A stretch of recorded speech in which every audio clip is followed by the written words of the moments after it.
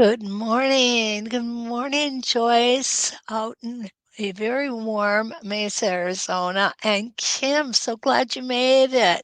It's gloomy in Atlanta. I'm sorry to hear that. Kathy, hi from Divine, Texas.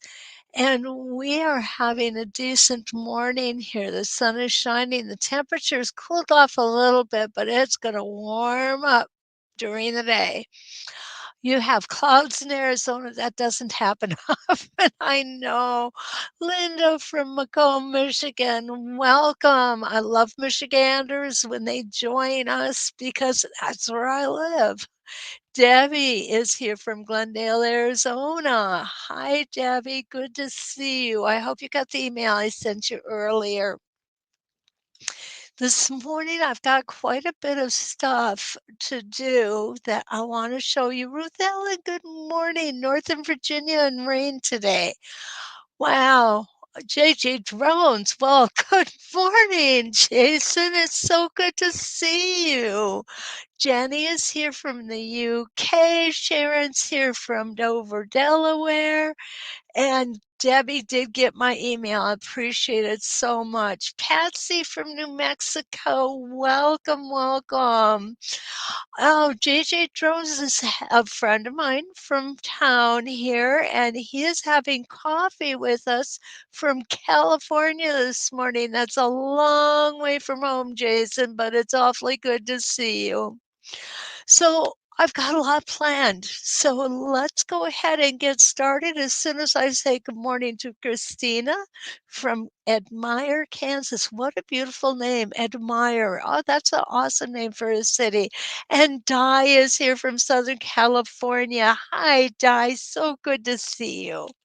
So this morning we are going to talk about our curly cues. And we have two sets of curly cues. And I did get both set because there is so much you can do with them. Susie, good morning. Good to see you again. And Robert from Northeast Ohio. Awesome to see you here again as well. So what I'm going to show you first is how these all look. Now they're going to look very similar. The only difference is going to be one set gives us a full array of odd size templates. The other one gives us a full array of even side templates. So here we go. I'm going to show them all to you. Good morning, Joanne Sphere from Iowa. Okay, can't wait to see my ideas, huh? Well, I hope I bring you something new and different. So here is a 1.5 size as opposed to an 11.5 size. So you could see the ultimate difference here. They are huge and they are small and they go into so many different things. And we're going to cover the markings on them this morning. And I've got just a couple of things planned. Now, the one thing I love about the curly cues is we can stick these into a different rotation of, say, the Plumera flower that we did last night. We can stick these in the center and it just adds that element of not just surprise, but really finishing the template off. Okay, so let's go ahead and I'm going to put the paper aside and I'm going look at these lines, guys. Is that hilarious or what? Wendy's here. Good morning. Jenny, yes, you really do need to get this set. I'm a firm believer that. Janice is here as well. Good morning. And Mariella, hi from Delaware. We've got 2 people from Dover, Delaware in here. Oh my gosh, I don't think that's ever happened before. Now remember, I do not have someone moderating questions for me this morning, so I promise I will do my best to make sure that I get to them, okay? So the first thing that I wanna do is I wanna show you just a basic way to use the curly cues as a spinifex, and that's how they were originally intended. So what I'm going to do is I'm gonna pick one arbitrarily, no rhyme or reason. I'm just going to pick an 8.5 inch, and I'm gonna go ahead and go on reference line number 1. Now, one of the things that I think is really, really important with these Spinifex templates is to make sure to put stable tape on both sides. We're gonna be flipping these templates a lot. And so, do you ever use the spiral crosshairs? Di asked if I ever use the spiral crosshairs. Di, yes. I have used them. I did not pull them out for this morning, though. I'm sorry. If you want to have me do a class on spirals, I would be happy to do that. Okay, just if you could email me to remind me, that would be great. I have a good memory, but it's extremely short. Very short. Christina's here. Hi, Christina. Good to see you. And Jan made it from Southeast Nebraska. Less humidity, but she wants us all to send some rain to her. Okay. I wish I could, but we need rain here too. Okay. So let's pretend that this is line number 1. Remember, we've got 16 rotations here. I don't know if I'm going to use all 16, to be honest with you, but it's really nice to have them available if I need them. Now, the markings. This marking will line up with each one of your rotational markings or your reference lines. So the first thing I'm going to do is find a nice open spot. I'm going to make sure my foot height is good. And the way I can do that is by making sure I can move in all directions quite freely, but I still want my foot to just be kissing the top of that fabric. If the foot is up and off the fabric, what's going to happen is we're going to end up with skipped stitches. And there's nothing worse than that, trying to go back and fix them. So I'm going to go ahead and I'm going to draw my bobbin thread up right in the center for this particular design we're going to make. All right, so down we go. We have set it. Now, the nice thing about our Spinifex, and we talked about this last night as well, is when we have a Spinifex, we are making a lot of stitches in that center point. And when we make a lot of stitches in the center point, we can cut off our tails because it's going to be locked in sheerly because of the number of stitches that are in there. Patsy, hi. You got kicked off last night. I'm really sorry to hear that. I'm glad you made it here this morning. That is awesome. So after I pulled that bobbin thread up, I'm going to go ahead and I'm going to line my vertical center line, and I'm going to pull back here so you can see the entire template. I want you to see the whole thing. So you'll see I've got a vertical center line that starts back here. Whoops, now you can see it right back here. And then it comes up to the top. And I am going to take my first stitch in place. And most of you know why I do that is to prevent toe catchers because I'm good at producing toe catchers. It's so good to be good at something, right? Okay, so what I'm going to do is I'm going to come around. I am going to go all the way to my vertical center line. Now I'm going to go all the way back. Now, do you have to get to that vertical center line? Not necessarily. I'm doing it because the design that I'm going to show you, whoops, I just got off my template there, is, um, is dependent on me getting there, okay? So this is what we call traveling, and as long as you don't move that template, you will be fine. And remember, when we're stitching, don't push your foot against the template and don't push your template against the foot. What we're doing is we're doing guided free motion stitching. And if we just make sure that we just right along the edge of the template, we're gonna do fine. JJ Jones said he has to has to run. Oh, Jason, thank you so much. You are so sweet. I really appreciate it. I hope we get to catch up soon when you're in town, okay? Thanks for joining us. Yeah, Patsy does happen sometimes. Unfortunately, our internets are not always infallible. It'd be nice if they were. So now what I've done is I've just literally taken my template off here and I have flipped it over and I am again lining it up on that vertical center line.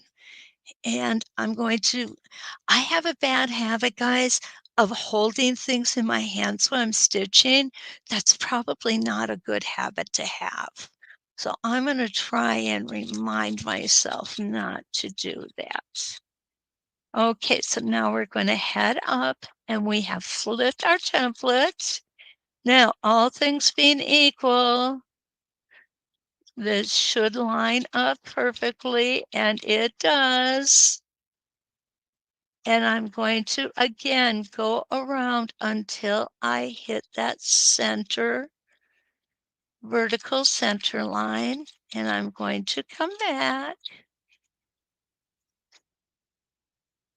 And now we're going to go ahead and we're going to go all the way back to the center. And yes, I did slow down around there because I wanted to make sure that I kept my stitches smaller because it is a circle. And I would also keep my stitches smaller with curly cues because we have these beautiful flowing arcs. Okay, so there we've got the first one in this particular design. And now what I'm going to do is I'm going to take a smaller size. Okay, and I am going to use 8 rotations for this. So this will be my number 1, and then I'm gonna go this way to number 2. I was gonna go in the wrong direction, I'm sorry. Okay, get that out of the way, and I'm going to repeat. Make sure that I'm right in the center. Make sure that okay, good question. Okay. Well, hello, Miss Emily. Emily is here, and if you notice, she's saying, "Good morning, Graham." That's because she's my granddaughter. It's so good to see you, sweetheart. I love you, baby girl. Okay, Sandy's waiting for her PT appointment. Well, I'm glad you get to watch while you wait from Florida. Thank you for joining us. Joan is here. She's a first timer and already learning. Intimidating, but going to try it. Joan, don't worry about being intimidated. Now, what we tell people a lot is to do it on paper first with your stitching line discs. If you have any problems at all or any questions, Joan, there's a whole bunch of us educators always happy and willing to help out. So if you go on sewsteady.com, under the Education tab, there will be a category called Instructors. If you would like me to walk you through anything, all of my contact information is there. Please don't be afraid to use it. And I offer that to everybody. Marsha's here from North Carolina. Suzanne loves the curly cues. So do I, Suzanne. They're one of my favorites.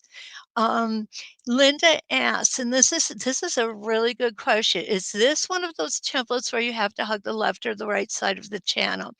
You actually have to hug this side of the channel, and it'll be left or right depending on which way that you're placing it onto your foot. Okay. But if you come on this side, what's going to happen is you're going to fall out. Okay, because this is the big channel. Now, I don't know if the new curly cues have just the needle channel or if they have the big channel like this. If they have just a needle channel, you could you could definitely hug the other side. Okay, I hope that helps, Linda. Pam is here from Maine. Good morning. Okay, good. Thank you, Linda. I'm glad that I was able to answer your question. And Joan, you're quite welcome. You know, it's what we do. We love teaching rulers and templates. And if you ask my husband, he will tell me, yes, the housework suffers, and he has to vacuum if he wants the floors clean. Oh, but it is so worth it, right? So what I'm going to do here is I'm going to come with a smaller template and I am going to repeat what I did on line number 1. Again, going right to that center vertical line. And we're going to come back and we are going to travel to the bottom. You'll see I got off a little bit.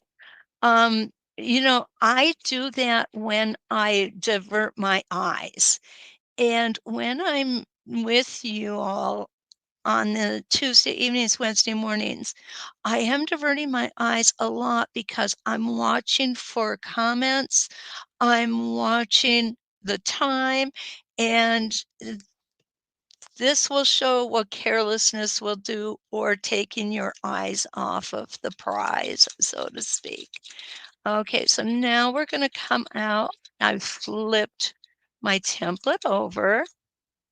And as long as I keep that template lined up on that vertical center line, what you see is we are going to again make a perfect circle up here.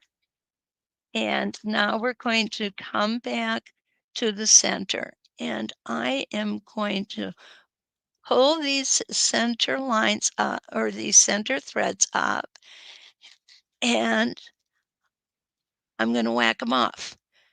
One thing I want you to notice, at no point did I take my hands off of my template. And that is so important because as soon as you do, it's likely to move. I'm not going to say it's definitely going to move, but it is very likely to move. Okay, so now I have the second one done. And I'm going to come here and go back to the first size. So this is an 8.5 inch and this is a 6.5 inch. And we're going to put one more 8.5 inch in. And what this does, I think, is it just steps the design up one notch. And it also allows a great opportunity for template. It's probably one of my favorite ways to template because what I do is I would come in and I template here in the little football region and I template here at the dot. Okay, again, we're going to flip that template. We're going to make sure we're lined up again. that is the most critical part of this particular design, is making sure that you're lined up on that vertical center both times. And there we go. I'm going to go all the way to the center and then come back out. You notice how I slow up there? It's so much easier to slow up a little bit. And you could tell I'm off a little bit here. Am I going to worry about that? Probably not. Probably not. I'm not perfect, and I'm perfectly fine with that. Okay, so now I'm going to come back to the center, and you could do this all the way around. Now, what's cool about this is if you have a block that you want to do, okay, what you can do is move the longer design on the diagonal and the shorter design on the horizontal and vertical. And that's going to make your design fit beautifully into a block. Okay, so let's take a look next at what it looks like if we just do it the way it's intended to be done. Okay, and I'll go ahead and start right here. Oh, I get back to my center. There we go. I was off center a little, but that's not unusual. I've heard that a lot of people say about me that I'm a bubble off center. I'm fine with it. Remember, smaller stitches. Make sure that you keep both hands on the template. Don't take your hands off the template until the needle is in the down position. If you have a machine with a needle up, needle down function, this is a great place to use it. I'm stitching on a Singer 301, which is a straight stitch machine. It's a vintage machine from the 50s. And all it does is stitch straight forward and straight backwards. So anything else I wanted to do, I have to do myself. I am my own stitch regulator. At one point, I did have a machine with the stitch regulator on it. Personally, I found it more difficult to use because I like hearing the rhythm of my machine. Okay, Joan asks, what are the squares on the template? Grippers, and yes, they are. These are what we call stable tape. And stable tape now, this is the way it always used to come, and you still might get, templates with the tape, what they've got left. But now what we're doing is stable dots. So they're a lot easier to use in the fact that they're just that size, and they take and they cover up less of the registration lines that we have here. Now, I did this particular stable tape kind of early on when I thought I needed a whole lot. The truth is, you don't need anywhere near as much as I put on here. Okay?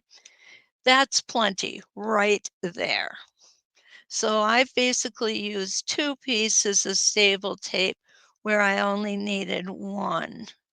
And this does need to be replaced every now and again because it's kind of got a poofiness to it. That's just a technical term I made up. And after the template gets used a lot, the stable tape will compress and you will want to go ahead and replace it. So really, this is as big as you need them to be. Okay? I hope that answers your question. If not, please let me know, Joan.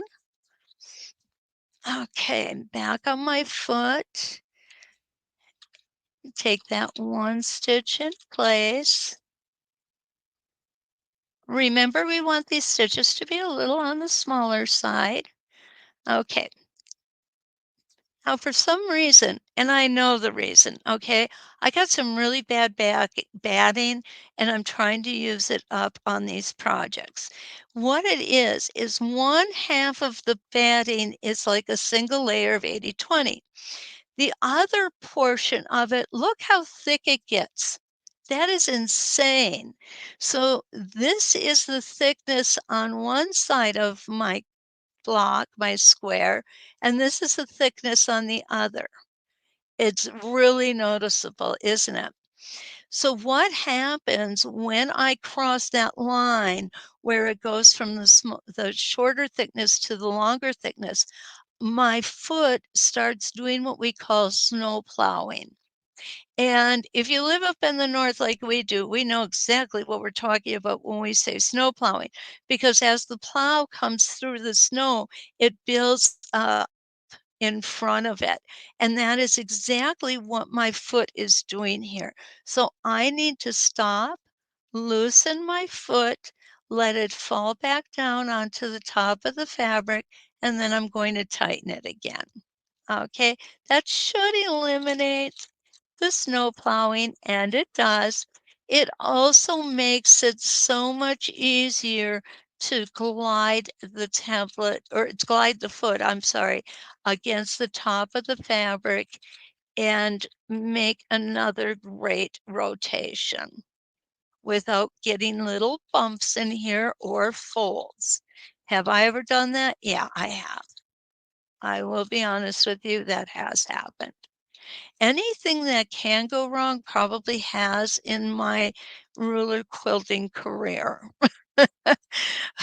Fortunately, most of this happens when you folks aren't around, and that's always a good thing. So here's um, just a very regular curly Q. Now what I'm gonna do is I'm gonna come in, and this is a 6.5-inch here. I'm gonna put a 4.5-inch here, and I'm going to put it in the opposite direction. I'm gonna come out, and we travel on every rotation of the curly cues,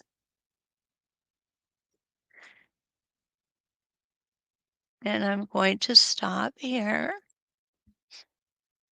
I'm going to flip my template, and I'm going on the next line this time. Okay, I'm not going on the same line. I'm going to go on the next one. Oops, and try and keep these a little separate here. And again, this is the 4.5. And you'll see it makes a nice little crossover when you're using 16 reference lines. And in we go. What I love about this particular design is it reminds me of an open heart. And there we go. Isn't that adorable? I absolutely love this. I love these templates. A little bit of caffeine there. You know, there is one thing that I've never done, and I'm going to go ahead and I'm going to do it with you guys. And we're going to see if this works, and if it does, how well it works. And I'm going to get a clean crosshair. These are just basics. These are really basics. I love doing this with 16 rotations all the way around. It really looks like a string of hearts coming around. Okay, so what I've never done is I've never stitched from here out to here. So I'm going to try that. Let's see what that's going to work, how that's going to work.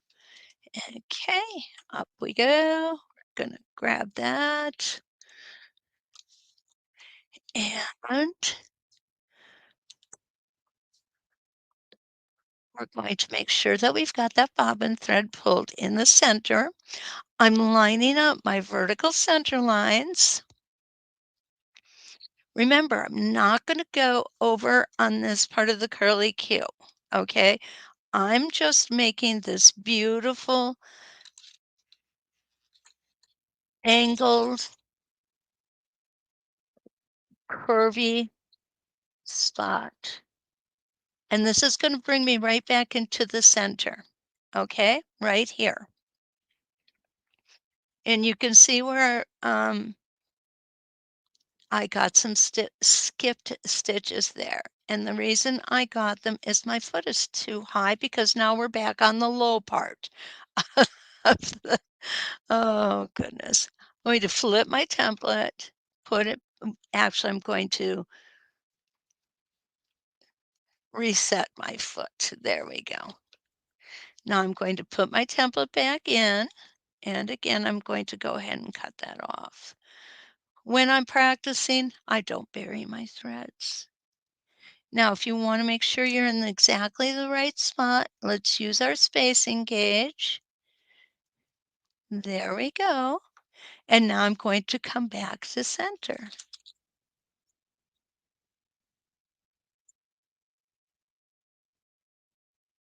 I'm also anxious to show you the difference in the stitch integrity. Okay, let's do this one more time. And I think we'll do it on the, should we do it on 16 line reference lines or 8? Let's go ahead and do it on 8. Okay, so this time I'm coming on the inside, and that beautiful gentle curve is so nice. So now what I'm going to do is I'm going to flip my template, and I do all this flipping of fabric because it's easier for you all to see. When I'm working on a real project, not that this isn't real, it is, but when I'm working on a project, I don't flip my fabric this often. What will be to your benefit is to learn how to do the rotations at any angle, because if you're working on a quilt, which I have done several quilts on this little tiny machine. Now, this is not a big machine. That's the throat on it. It is small. And I can still do a full-size quilt. I actually did a queen-size quilt once on this. It wasn't easy, I'm not gonna say it was, but you can do those on a small machine, but you don't wanna have to be turning that whole quilt around for each rotation. It gets very difficult. You know what, guys? I really like this. Now, I'm going to pull you in because this is an important thing for you to see. First off, the design is cool. I do like it. And what we could do with this is use our 4-inch arc, bring these together, and then we could do cross hatching in this area. We could, oh, there's a lot we can do. What else we can do? Okay, let me find it.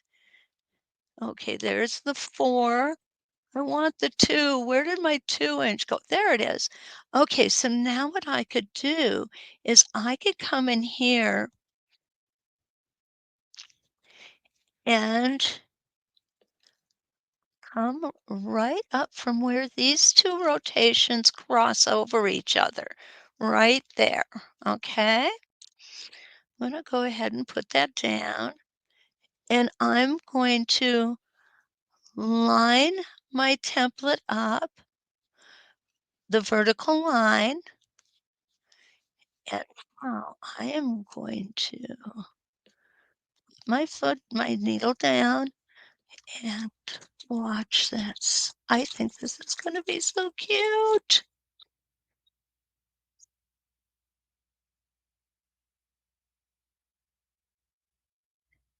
And we're gonna come back down to where the 2 meet. Perfect. And I'm gonna turn it around so you can see it. And we're gonna realign it.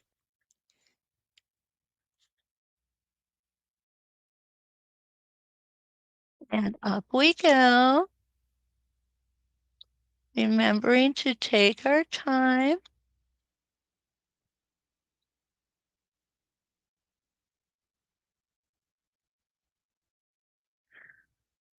And there we go.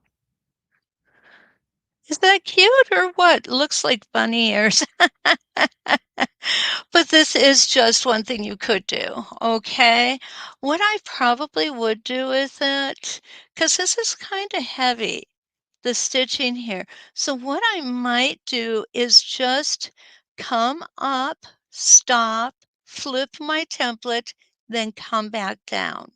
And what I mean by that is I'm gonna show you, okay? We're gonna put one more of these rotations in, and we're going to come to the center of our block yet again, or our crosshair. Okay, up we go.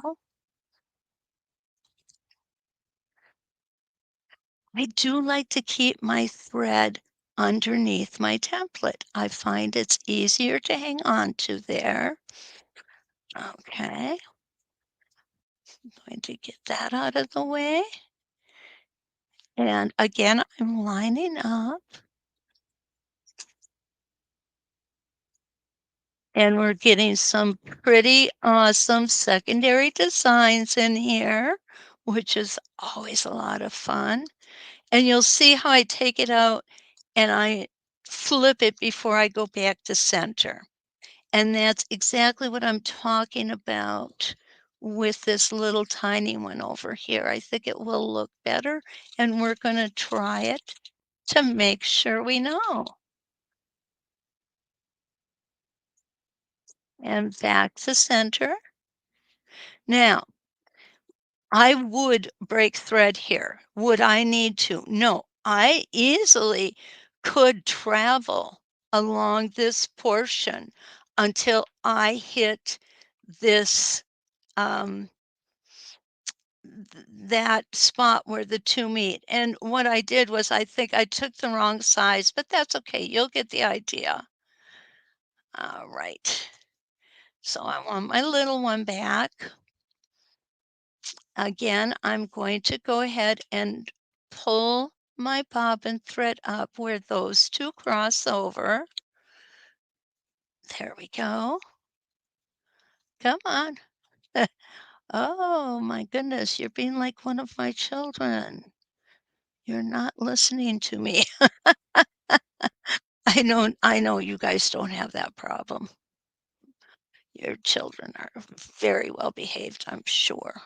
Okay, come on. There we go.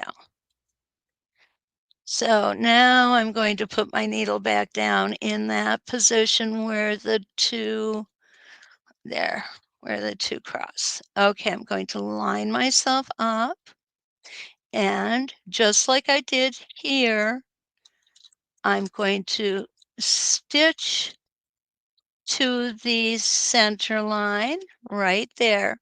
And rather than stitch that twice, I'm gonna come in here, take my template out, turn it over this way. Yep. Nope, turn it over. I didn't have it turned over. Okay, turn it over there, lining my vertical lines up and coming back to center. Not the center of the template, to where we started, the center of where we started, which is going to be right there. Now, that is also, I think, a great different way to use the templates. Hi, Erin's popping in late from Ohio. Erin, better late than never. I really appreciate it. Linda just joined us from the United Arab Emirates, and I know you've been here before, Linda. So nice to see you. Welcome. Susie said that looks like music notes. And you know, you're right. It can look like music notes. Patsy thought about bunny ears. Okay, so now what I wanna do is I wanna come back to what I started earlier but squirreled off of because I do squirrel a lot, and whether you realize it or not, there's actually a National Squirrel Day. Yes, there is, and it just happens to fall on my birthday, so I guess I come by the squirreling quite honestly. Okay, so right here, what I want you to notice is I have a lot of skipped stitches in here. Okay. Remember when I raised my foot because of this thick batting over here?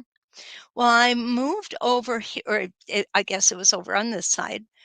I moved over here to where the thin batting is, but I did not adjust my foot, the height of my foot.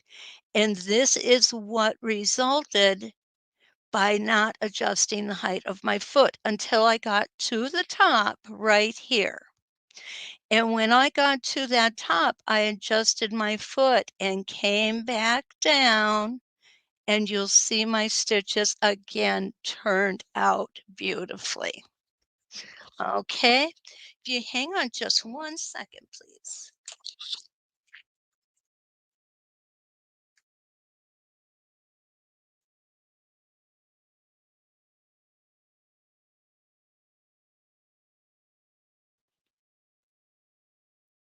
Hey, I apologize that. Now what I want to do,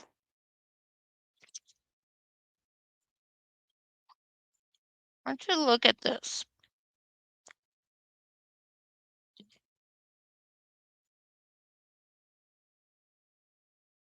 And what I've done here is I've lined myself up for a border.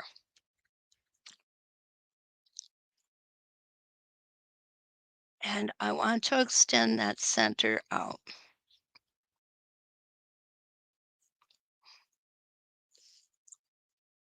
Whoops. Okay, I got through last night without dropping anything, but I didn't make it through today. I apologize.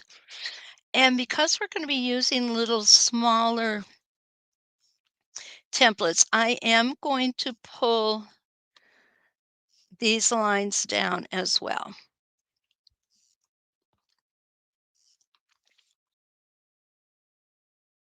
Okay, and there we go.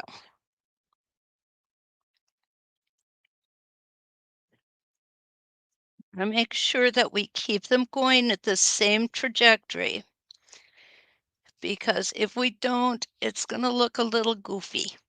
And I'm goofy enough without making things look goofier than they already are. So what I need on this one, let's go ahead and take our odd numbered ones out. Look at how tiny that 1.5 inch is. I have used it. Not a lot though. I'm gonna be honest with you, not a lot. So what I'm gonna do is I'm gonna take out a 3.5 inch. I'm going to take out, where did my other ones go? Hmm. Oh, there, maybe that's a 4.5 inch. And I'm going to take out, I think I'm going to take out the 4 and 6.5, and that's this one right here. Okay. Now you can make this in any size you want.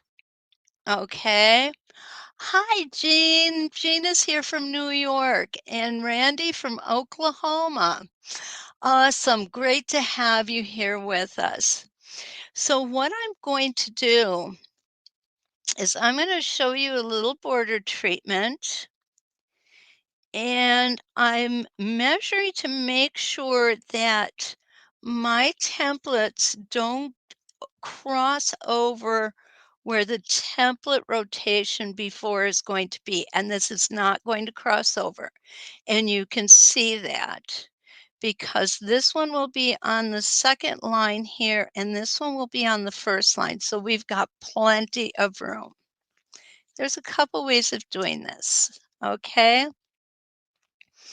The first thing I can do, I'm gonna flip this around so you can see.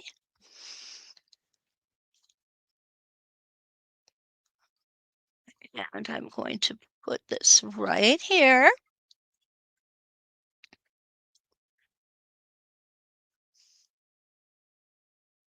Up we go.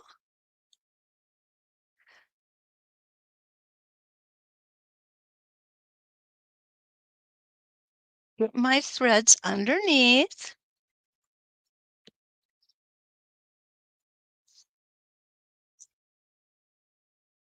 And I am going to stitch this in an outward direction.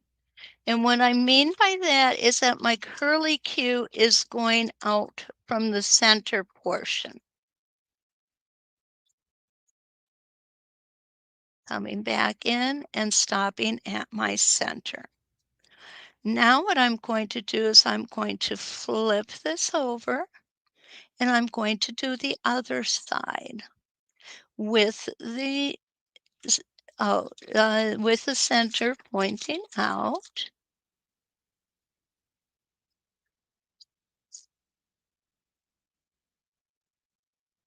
And we're going to come back in.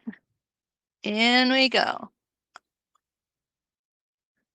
I'm going to put my needle down because I want to cut this thread off. And anytime you do that, you definitely want that needle to be in the fabric and keep one hand firmly on the template. Okay, so there. Now, if this were a doll, that would make perfect hair. Okay, I'm gonna just switch these around a little bit so I don't get mixed up. Now that was my 2.5, right? No, that was my 3.5. Now I'm using my 4.5. And I'm going to basically repeat.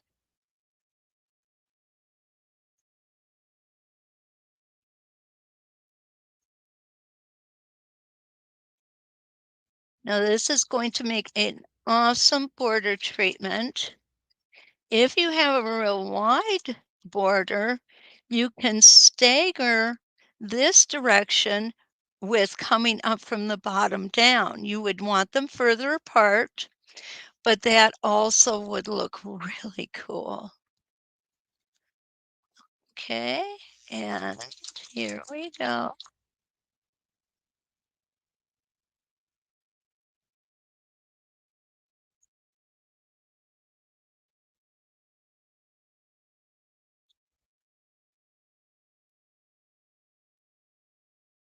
There we come back to center.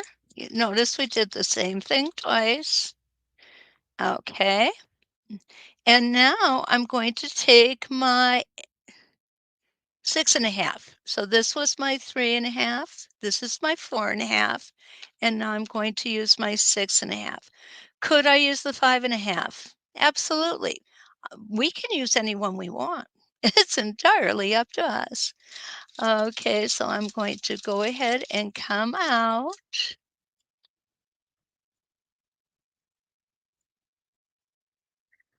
And I'm going to come around and stop on my vertical center with my needle down. Now I'm going to come in here and I'm going to flip my template, lining it back up again, making sure that we've got it aligned properly. And now we're going to just continue around.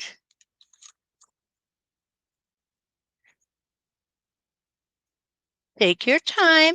It's not a race.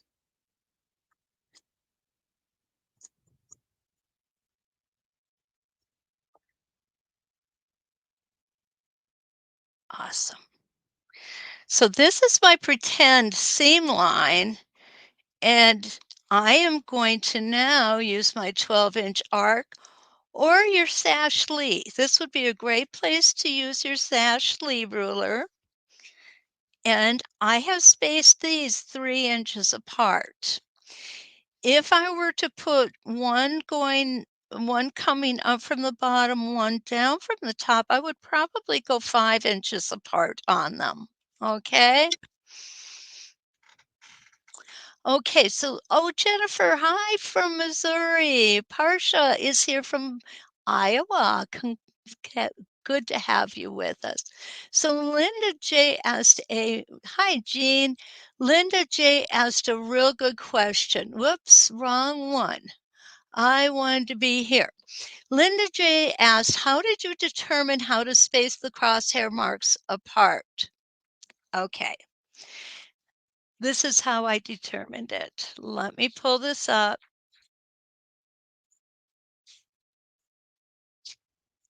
I drew it out first. Okay.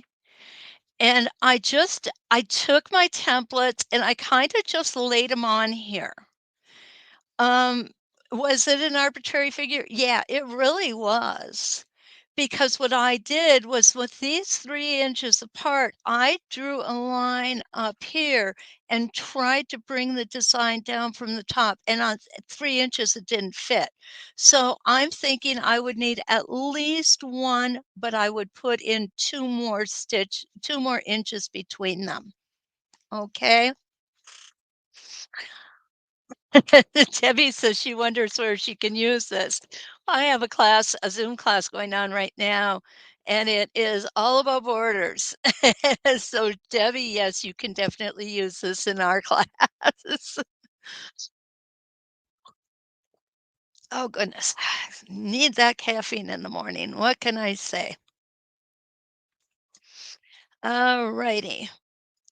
So here we go. I'm just going to use my spacing gauge. I'm going to flip myself back down a little bit so you can see better. There we go. Thank you, Marcia. I appreciate that. Thank you, Susie. Linda J loves this, and you are quite welcome for the explanation anytime. Again, I tell you guys, and I'm serious about it. If you have questions, don't be afraid to call me, text me, email me.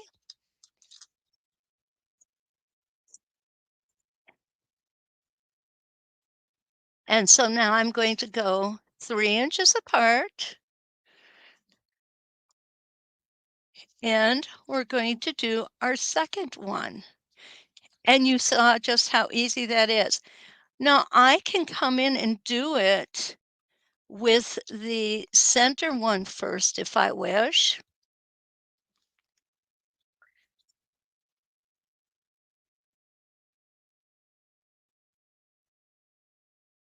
And we're going to come around. And we're going to stop in the center. Flip our template. Line ourselves back up. Really, really important to make sure we're lined up just right. You can always use your spacing gauge and just use it to come in and fudge a little bit if you need to.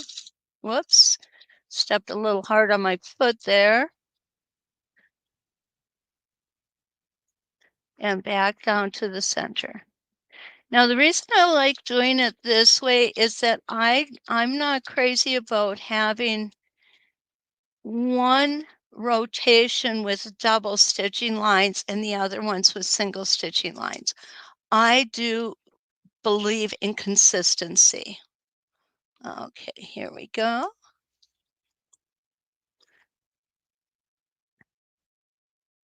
And we're going to come around. And this time we're just going to do a regular curly Q.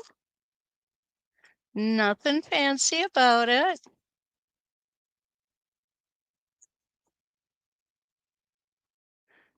Come down, flip it over,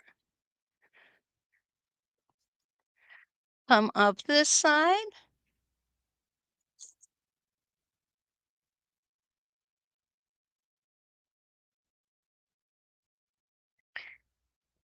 and I really think that this is a great way to end the quilt binding, or the borders, I'm sorry. I just really think it's pretty. It's it can be used for a woman or a man. It's not really feminine and it's not really masculine.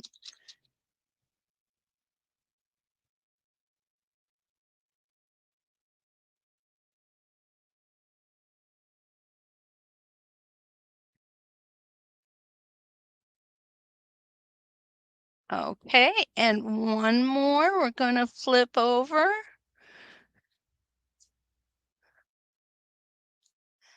There we go.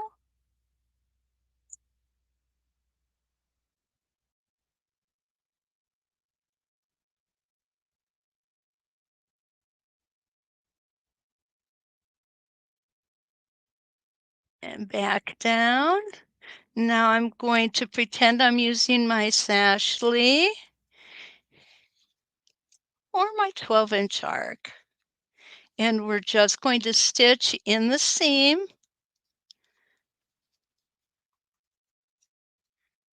to our next mark.